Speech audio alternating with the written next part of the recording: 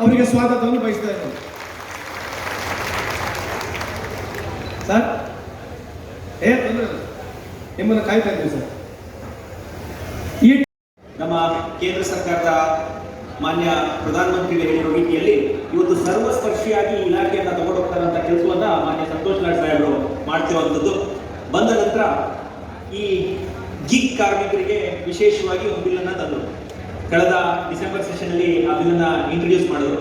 ಇವತ್ತವರೆಗೂ ಇಡೀ ದೇಶದಲ್ಲಿ ಯಾರು ಸಹ ಈ ಗಿಗ್ ಕಾರ್ಮಿಕರನ್ನ ಯಾರು ಕನ್ಸಿಡರೇ ಮಾಡಲ್ಲ ಅಂತವ್ರಿಗೆ ಒಂದು ಬಿಲ್ ಅನ್ನ ತಂದರು.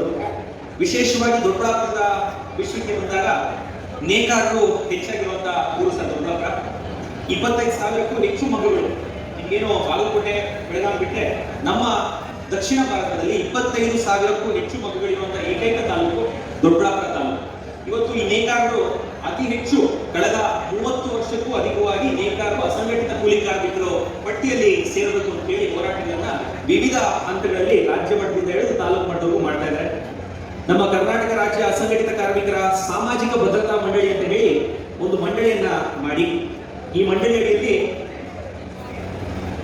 91 ವಿವಿಧ ಏನು ಅಸಂಘಟಿತ ವಲಯಗಳು ಅಂತ ಏನು ಗುರುತಿಸಿದ್ದಾರೆ. ಅದನ್ನ ಏನು ನಮ್ಮ ಟೈಲರ್ಗಳಿಂದ ಹಿಡಿದು ಗೃಹ ಕಾರ್ಮಿಕರಿಂದ ಹಿಡಿದು ಅಗಸರಿಂದ ಹಿಡಿದು ಚಿಂದಿಯಾಯವರಿಂದ ಹಿಡಿದು ನೇಕಾರರಿಂದ ಹಿಡಿದು ಅಪ್ ಟು ಕೋಳಿ ಮೊಟ್ಟೆ ಮೀನು ಮಾರೋರು, ಅಲೆಮಾರಿ ಪಶುಪಾಲಕರು, ಏನು ತಬಲಾ ವಾದ್ಯದವರು, ಧಾರ್ಮಿಕ ಭಿಕ್ಷುಕ ವೃತ್ತಿಯವರು, ದೊಂಬರಾಟ ಆಡೋರು, ಅರಿಶಿಣ ಕುಂಕುಮ ಮಾರಾಟ ಮಾಡೋದು, ಈ ರೀತಿ ನಿವಸ್ಪರ್ಶಿ ಸರ್ವವ್ಯಾಪಿ ಪ್ರತಿಯೊಂದು ಮನೆಗೂ ಕ್ರಮವನ್ನ ರೂಪಿಸಲಾಗಿದೆ. ಹಾಗಾಗಿ ಸಂತೋಷ್ ಲಾಡ್ ಸಾಹೇಬರಿಗೆ ಈ ವಿಶೇಷ ಕಾಯ್ದೆ ಅಡಿಯಲ್ಲಿ, ಅದರಲ್ಲೂ ಈ ಕಾಯ್ದೆ ಅಡಿಯಲ್ಲಿ ತುಂಬಾ ಚೆನ್ನಾಗಿದ್ದಾರೆ.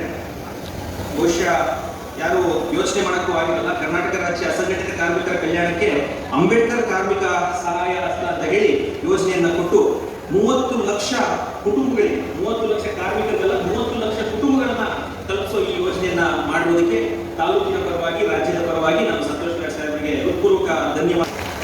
ಈ ನೋಂದಣಿಗಳನ್ನ ಇವತ್ತೇನು ಮಾಡುವಂತಹ ಸ್ಕೀಮ್ ಅನ್ನ ಪ್ರತಿ ಮನೆಗೆ ತಲುಪಿಸೋ ನಿಟ್ಟಿನಲ್ಲಿ ನಮ್ಮ ತಾಲೂಕು ಸ್ಪೆಷಲ್ ಕೇಸ್ ಆಗ್ತದೆ ಸರ್. ದಯವಿಟ್ಟು ನಮ್ಮ ಇಲಾಖೆ ವತಿಯಿಂದ ದೊಡ್ಡಬಳ್ಳಾಪುರ ನಗರದಲ್ಲಿ, ದೊಡ್ಡಬಳ್ಳಾಪುರ ತಾಲೂಕಲ್ಲಿ ಸ್ಪೆಷಲ್ ಕೇಸ್ ಆಗಲಿ. ಮತ್ತು ನಿಮ್ಮ ಮಾಹಿತಿಗೆ ಈಗಾಗಲೇ ಕಳೆದ 2 ವರ್ಷಗಳಿಂದ ಬೇಕಾದಷ್ಟು ನಾವು ಮಾತಾಡಿದ್ದೀವಿ ಸರ್. ಅಕ್ಟೋಬರ್ 13ನೇ ತಾರೀಕು 2013ನೇ ಇಸ್ವಿಯಲ್ಲಿ ಮಾನ್ಯ ಮುಖ್ಯಮಂತ್ರಿಗಳಾಗಿರುವಂತಹ ಸಿದ್ದರಾಮಯ್ಯ ಸಾಹೇಬರು, ಅವತ್ತಿನ ಈ ಭಾಗದ ಸಂಸದರಾದಂತಹ ವೀರಪ್ಪ ಮೊಯ್ಲಿ ಸಾಹೇಬರು, ಇವರೆಲ್ಲರೂ ಇದೇ ಉದ್ದಿನಹಳ್ಳಿ ಇಂಡಸ್ಟ್ರಿಯಲ್ ಏರಿಯಾದಲ್ಲಿ ಉದ್ದಿನಹಳ್ಳಿ ಗ್ರಾಮದ ಪಕ್ಕದಲ್ಲೇ ESI ಆಸ್ಪತ್ರೆಗೆ ಶಂಕುಸ್ಥಾಪನೆ ಮಾಡಿದ್ರು ಸರ್. ಇವತ್ತಿಗೆ 12 ವರ್ಷ ಕಳೆದಿದೆ. ಕೇಂದ್ರ ಹಾಗೂ ರಾಜ್ಯ ಸರ್ಕಾರಗಳ ನಡುವೆ ಏನು ಆ ಬಿಲ್ಡಿಂಗ್ ನೋಡಿದ್ರೆ ಸರ್, ಯಾವ ಮಣಿಪಾಲು ಇಲ್ಲ, ಯಾವ ಸ್ಪರ್ಶಾಸ್ಪಿಟಲ್ ಇಲ್ಲ, ಅಷ್ಟು ಅದ್ಭುತವಾಗಿ 87-88 ಕೋಟಿ ಖರ್ಚು ಮಾಡಿ ಬಿಲ್ಡಿಂಗ್ ಕನ್ಸ್ಟ್ರಕ್ಷನ್ ಆಗಿದೆ. ಕ್ಯಾಪಿಟಲ್ ಎಕ್ಸ್ಪೆಂಡಿಚರ್ ಏನೋ 27 ಕೋಟಿ ಬೇಕು ಸರ್ ಎಕ್ವಿಪ್ಮೆಂಟ್ಗೆ. ದಯವಿಟ್ಟು ತಮ್ಮ ಕಡೆಯಿಂದ ಶೋಭಾ ಮೇಡಮ್ ಅವರನ್ನು ತಾವು ಮಾತಾಡಿದ್ದೀರಾ, ನಾನು ಮಾತಾಡಿದ್ದೀನಿ. ದಯವಿಟ್ಟು ಏನು ಸೆಂಟ್ರಲ್ ಅಥವಾ ಸ್ಟೇಟ್ ಯಾರನ್ನ ರನ್ ಮಾಡಬೇಕು, ಯಾಕಂದ್ರೆ ಕಮಿಷನರ್ ಅವರು ಕೇಳಿದೆ, ನೋಟಿಫಿಕೇಶನ್ ಹೊರಡಿಸಿದ್ದಾರೆ, ಟೆಂಪರರಿ ಕಾಂಟ್ರಾಕ್ಟ್ ಬೇಸಿಸ್ ಅಲ್ಲಿ ಎಂಪ್ಲಾಯ್ಸ್ ತಗೋಬೇಕು ಅಂತ ಹೊರಡಿಸಿದ್ದಾರೆ. ಆದ್ರೆ ನಾವೇನು ಕೇಂದ್ರಕ್ಕೆ ಹಸ್ತಾಂತರ ಮಾಡಬೇಕು ಅಂತ ಹೇಳಿ ಕಳೆದ 1 ತಿಂಗಳಿಂದ ಪ್ರಸ್ತಾವನೆ ಬಂದಿದೆ ಅಂತ ನಮ್ಮ ಸಚಿವರು ಶೋಭಾ ಮೇಡಮ್ ಅವರು ಹೇಳಿದ್ದಾರೆ. ನಮ್ಮೆಲ್ಲರ ಆತ್ಮೀಯರು, ಹಿರಿಯರಾಗಿರ್ತಕ್ಕಂಥ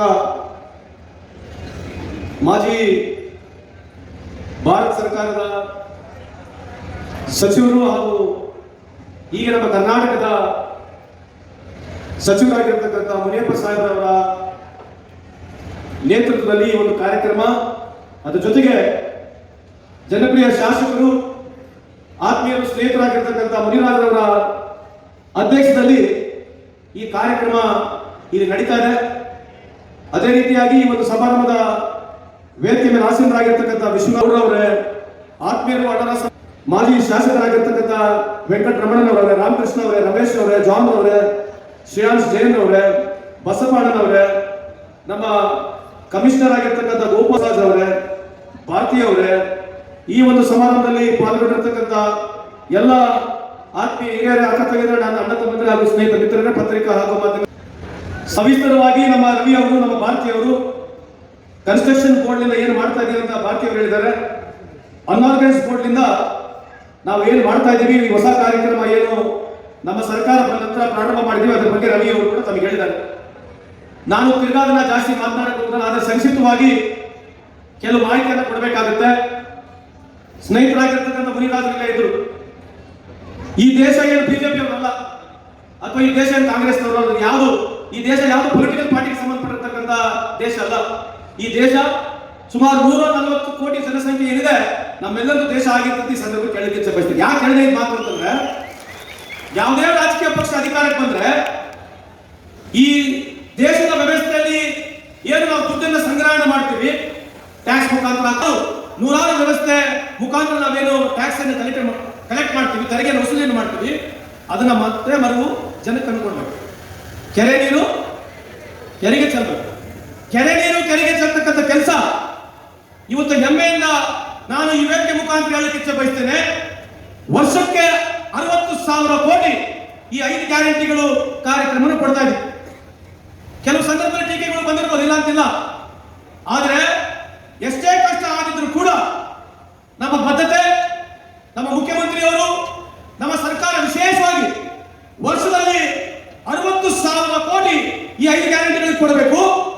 5 ವರ್ಷಕ್ಕೆ ನೀವು ಹೋಲಿಸ್ಕೊಂಡು ನೋಡಿದ್ರೆ 3 ಲಕ್ಷ ಕೋಟಿ ಕೊಡ್ತಕ್ಕಂಥ ಸರ್ಕಾರ ಭಾರತ ದೇಶದಲ್ಲಿ ಯಾವುದೇ ರಾಜ್ಯದಲ್ಲಿ ಇದ್ರೆ ಅದು ಕರ್ನಾಟಕ ರಾಜ್ಯದಲ್ಲಿ ಕಾಂಗ್ರೆಸ್ ಸರ್ಕಾರದ ಸಂದರ್ಭದಲ್ಲಿ ಬಯಸ್ತೀವಿ. ಉದ್ದೇಶ ಏನು? ಇದ್ರ ಬಗ್ಗೆ ನಾನು ಯಾಕೆ ಇಲ್ಲಿ ಪ್ರಸ್ತಾವನೆ ಮಾಡಿದಂತಂದ್ರೆ, ಇವತ್ತು ನಾವು $4 ಟ್ರಿಲಿಯನ್ ಎಕಾನಮಿ ಮುಟ್ಟಿದ್ದೇವೆ. ಇವತ್ತು ಜಪಾನ್ ದೇಶದ ಮುಂದೆ ಇರತಕ್ಕಂಥ ನಾವು ಪ್ರಪಂಚದಲ್ಲಿ ನಾವು ಒಂದು 4ನೇ ಅಥವಾ 3ನೇ ಸ್ಥಾನದಲ್ಲಿ ಬಂದಿದ್ದೀವಿ. $4 ಟ್ರಿಲಿಯನ್ ಅಂತ ನಾವು ಹೇಳ್ಕೊಳ್ತಾ ಇದ್ದೀವಿ. ಹೆಂಗೆ ಇದು GDP ಗ್ರಾಸ್ ಡೊಮೆಸ್ಟಿಕ್ ಪ್ರಾಡಕ್ಟ್ ಅಂತ ಹೇಳಿ ಹೇಳ್ತೀವಿ. ಇದು ಯಾವ್ದಾದ ಮೇಲೆ $4 ಟ್ರಿಲಿಯನ್ ಆಗುತ್ತೆ ಅಂತಂದ್ರೆ 140 ಕೋಟಿ ಜನಸಂಖ್ಯೆಯ ವಹಿವಾಟನ್ನ ಸೇರಿದ್ರೆ ಏನು ಆದಾಯ ಅಥವಾ ನಾವೇನು ಖರ್ಚನ್ನು ಮಾಡ್ತೀವಿ ಅದನ್ನೆಲ್ಲ ಸೇರಿದ್ರೆ ನಮ್ಮ ದೇಶದ ವಹಿವಾಟು ಇರ್ತಕ್ಕಂಥದ್ದು $4 ಟ್ರಿಲಿಯನ್. ಏನಪ್ಪಾ ಇದು ಅರ್ಥ ಅಂತಂದ್ರೆ, ಅಮೆರಿಕ ಇರ್ತಕ್ಕಂಥದ್ದು 25-26 ಕೋಟಿ ಇರ್ತಕ್ಕಂಥ ಜನಸಂಖ್ಯೆ, ಅದು ಅವ್ರು ಇರ್ತಕ್ಕಂಥದ್ದು $26 ಟ್ರಿಲಿಯನ್ ಎಕಾನಮಿ.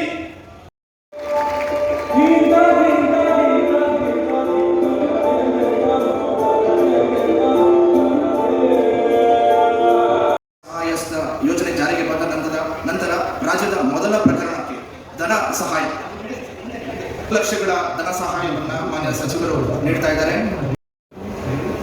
ಯುವಕ ಯುವತಿಯರಿಗೆ